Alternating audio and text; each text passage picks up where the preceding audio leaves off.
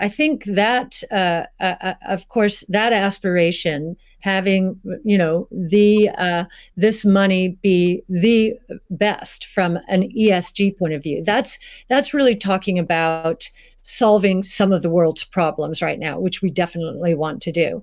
But I also am very excited about this idea of network effect and the convergence of blockchain technology and artificial intelligence from a technology point of view. I think, think about the internet in the earliest days. We couldn't imagine what was going to happen, but the impetus to growth was pretty incredible. So I am looking at this rules-based monetary policy, making for better lives around the world, as we've just said. But I'm also looking at the technology itself and the convergence between blockchain technology and artificial intelligence, to change the world in ways that we cannot imagine right now, solving even more problems, but creating more opportunities as well, which is the history of technology and disruptive innovation.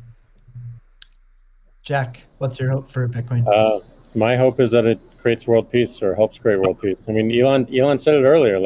We have all these monopolies of violence, and the individual doesn't have power. And the amount of cost and distraction that comes from our monetary system today is real, and it takes away attention from the bigger problems. Some of the bigger problems that Elon is trying to solve, like get us to a multi-planetary humanity.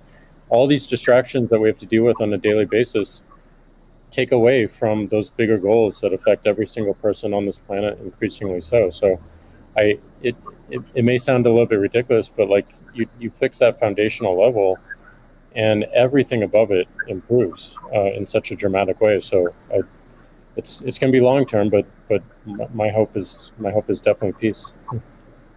That's fantastic. Well, I'd like to thank all three of you for giving us your time today. It's been a fantastic conversation. Thank you to the audience for tuning in. The B word is not just this discussion, but we have a lineup of incredible speakers and content. So I encourage everyone to check it out. Thank you very much. All right, thanks. Thank you all. Thank you.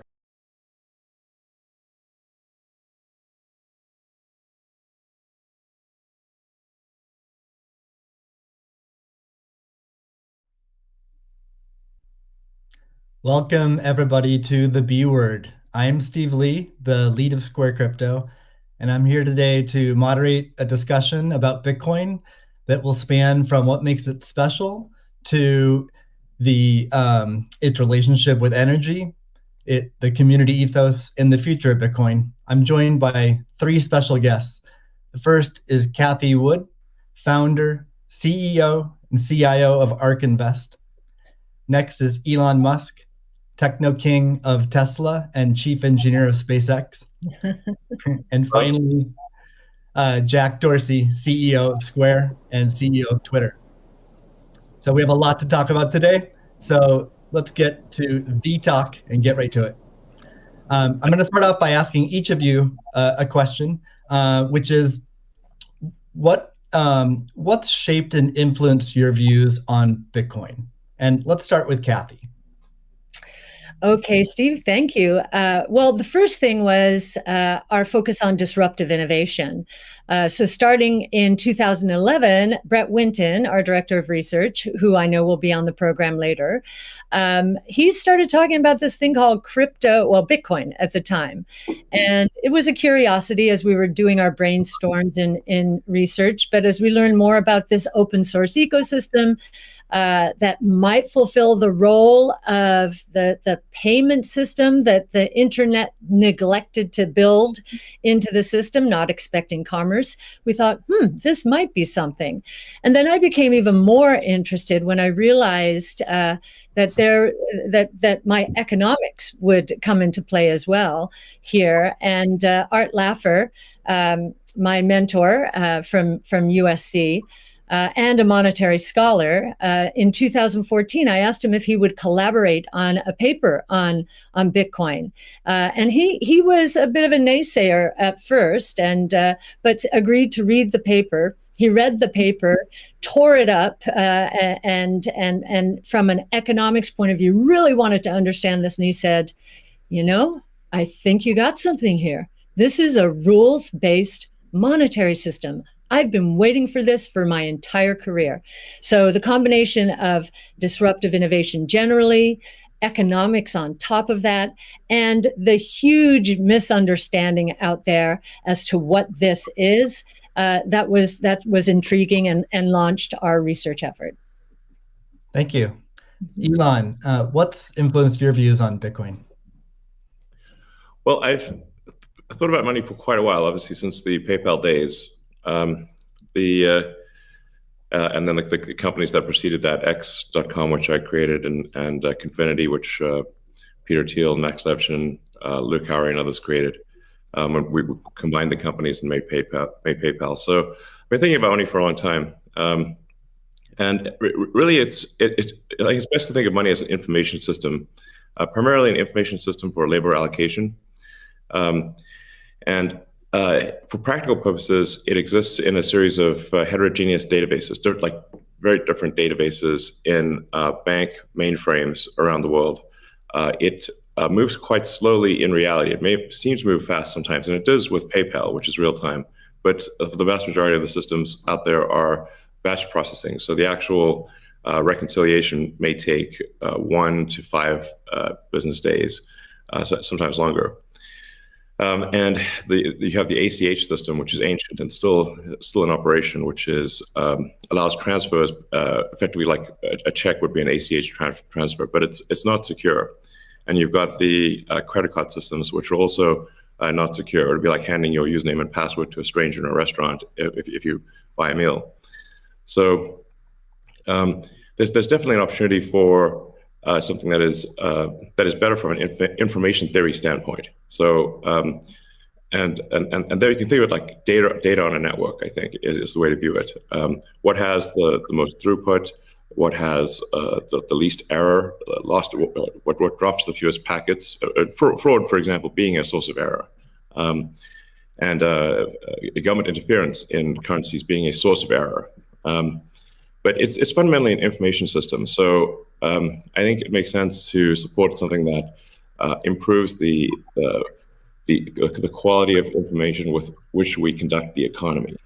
And Bitcoin is a candidate for that. It does, I think, some things well, and it's obviously it's evolving, and there are additional things like Lightning being done on top of Bitcoin. But Bitcoin per se is mostly solving for scarcity, or rather solving for essentially having no throat to choke, decentralized. So there's no one who can be coerced in any way to empty their Bitcoin account. Well, I guess they could technically, but on an individual basis, but the system as a whole cannot. And it has an open ledger, which is also quite good. But transaction volume is low.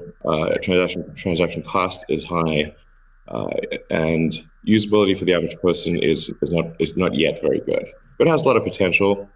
And I should say that, like, I'm not, and I apologize for taking a long time, but there certainly is a lot to say. In general, I'm a supporter of Bitcoin and the idea of cryptocurrency in general.